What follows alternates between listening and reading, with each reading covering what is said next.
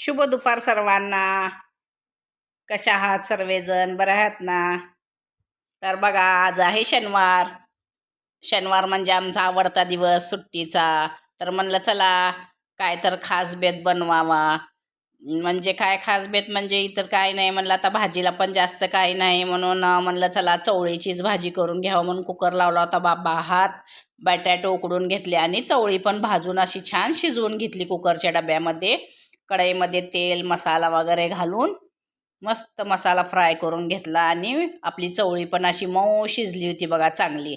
म्हणलं चला आपण काय करूया आता, चवळीला फोडणी देऊन घेऊया. भात केला होता हे बघा, चपात्या करून झाले ना थालीपीठ वगैरे. मग म्हणलं पिवळा बटाटा तव्यातच करून घेतला होता बघा. तवा गरम असल्यामुळं जाऊ दे म्हणलं, लगेचच कांदा वगैरे घालून फोडणी दिलं. इथं थोडेसे असे मी धपाटे केले होते बघा, मस्त थालीपीठ असं कपड्यावर थापून. म्हणले शनिवारचं छान बेत करूया, आवडतेत मला पण हिरवी मिरची ओवा जिरी लसूण घालून. थोडेसे 5-7 धपाटे केले होते आणि 5-7 चपात्या केल्या होत्या. मग बघा इथं मसाला कांदा टमॅटो लाल तिखट काळं तिखट हळद लसूण सर्व असं घालून मस्त मसाला परतून घेऊन चवळी आपली छान अशी एकजीव होईपर्यंत परतून घेतली बघा.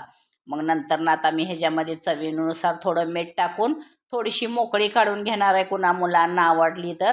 आणि थोडासा भातापुरता रस्सा करणार आहे, कारण भातावर खायला असा रस्सा छान वाटतो चवळीचा.